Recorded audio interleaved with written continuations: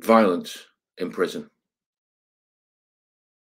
People sleep peaceably in their beds at night only because rough men stand ready to do violence on their behalf.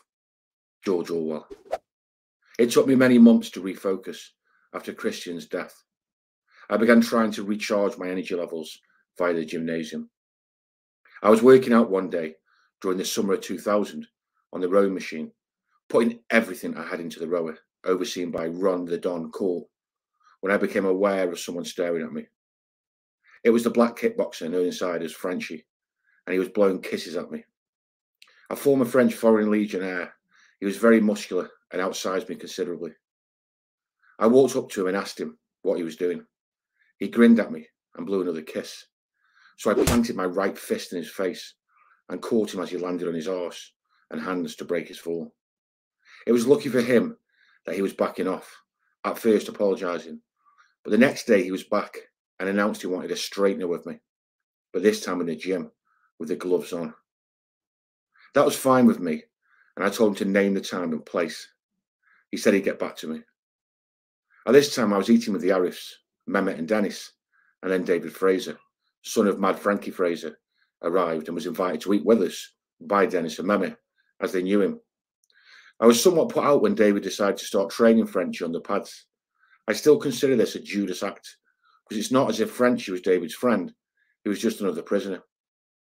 I waited for Frenchie to set the time and place, but 6 weeks went by. I suspected it wasn't going to happen. How much training did a man need? Then the rumours filtered through that Frenchie had turned his attention to someone else and was going to attack a prisoner called Andy Moore.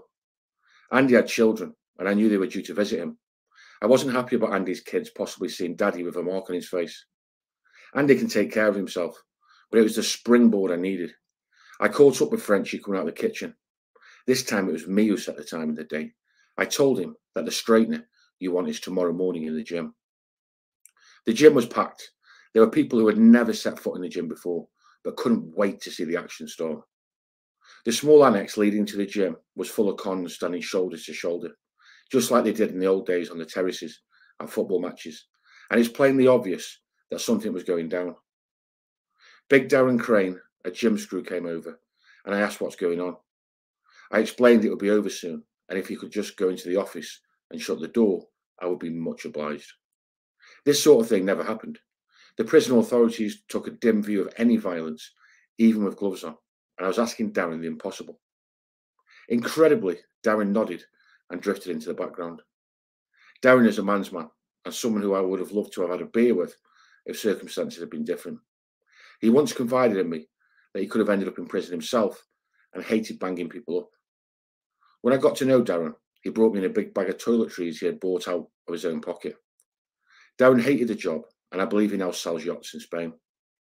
Before the punch-up kicked off, Frenchie, admiring my gloves, asked if he could use mine. The gloves had been given to me by that revered boxer and good friend of mine, Sean Sinquin. Sean had been a professional boxer and previously won Fight of the Year. He comes from a long family line of accomplished boxers. The gloves were real beauties, fitting my hands just perfectly, making a nice tight fist. Frenchie's, on the other hand, were like the shoes of a shire horse, massive great things, curled over like the fingernails of an old witch that had grown curly. Being a gentleman, I passed my gloves over and reluctantly took the horseshoes. Ronnie Court was the ref and laid out the ground rules in his growling Cockney voice, a little more relaxed than the standard Marquis of Queensberry, let's say. No holding or biting, just punching. If you get knocked out, the clock stops until you're ready to carry on, and then you finish the round. 3-minute rounds, touch gloves, and come out fighting. We touched gloves, and Ron bellowed, "Come out fighting!" I didn't hang around and hit him with a combination. His head snapped backwards, and he fell into the back wall and turned his back to me. I called him towards me, telling him to turn and fight. He did that all right. Suddenly, spinning round, he grabbed and locked his arms around me. Just as I told him to let go and fight, he let go, all right, and threw me with both arms locked around me and delivered a hook at the same time, catching me on the temple, which sent me crashing to the floor. I winced as my head hit the corner of the bench and then the cold concrete floor. I was in trouble and badly hurt, pissed off and dizzy. The gym ceiling was spinning as Gary Kirby picked me up, and I tried to focus on what he was saying. He sat me on the bench that had put a dent in my head. I'm okay, I kept saying, but I wasn't okay, and the lads knew it, as most of the gym was now in silence. I looked like shit. I found out afterwards the lads never thought I would make it to my feet or continue fighting. My legs felt like lead, and I could feel the lump and gash in my head. I'd taken a bloody hard punch, and then a double blow courtesy of the bench and the floor, and I was seeing stars. But I did make it to my feet, knowing that if I could just hang on for a minute, I'd have enough corner time to recover. I was angry now, as it was a sneaky move French had pulled. I felt another surge of adrenaline coursing through my veins.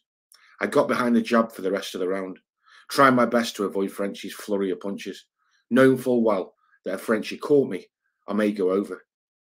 I hung on as Ron called time. I gave Frenchie a little grin. You're in trouble, I thought. I'm now going to punch your head in. Fitness is about recovery time.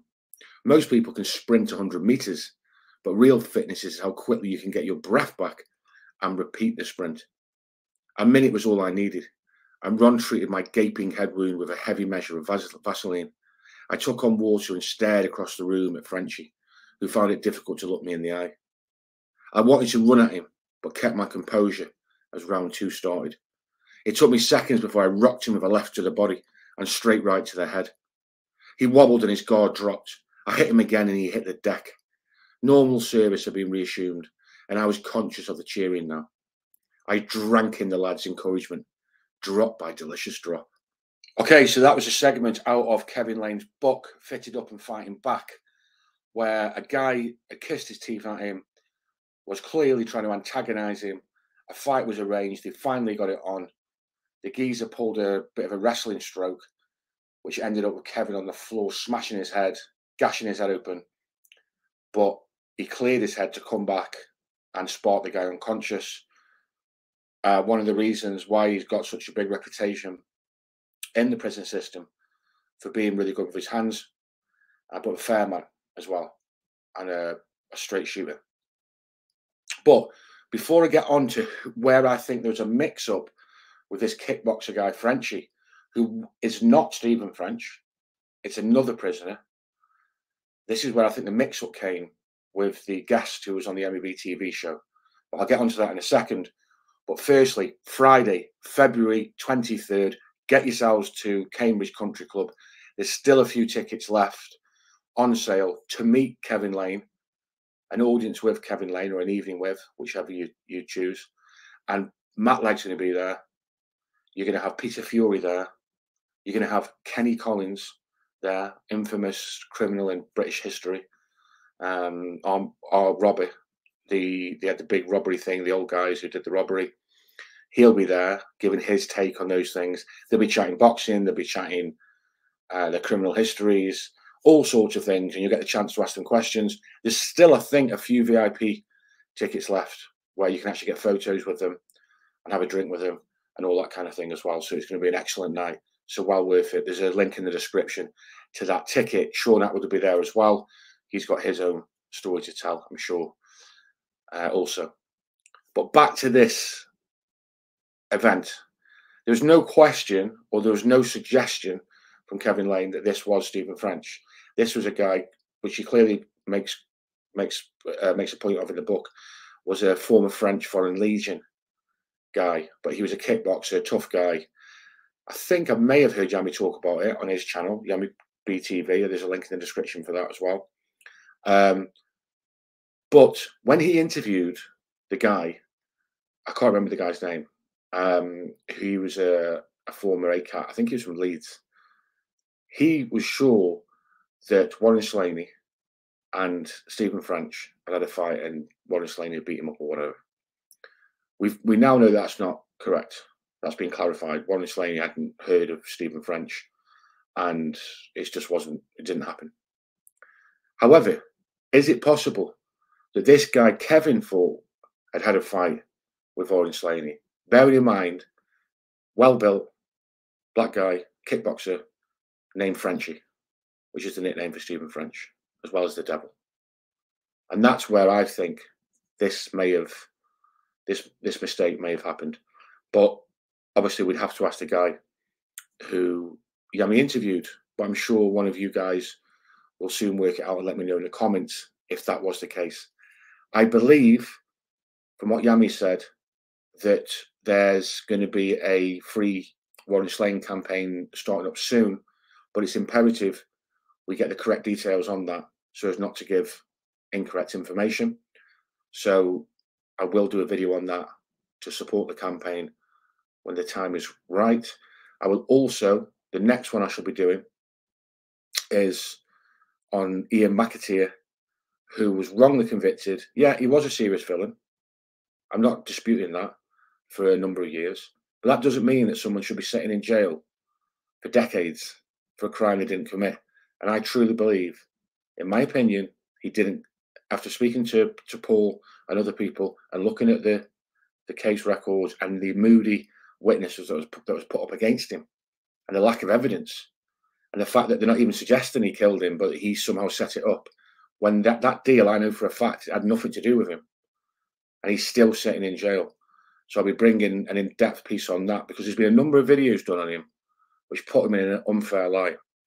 So we'll be putting our side across on that to give you some correct facts on the matter. So I'm looking forward to that one. And we've got plenty of other videos coming up as well. Okay.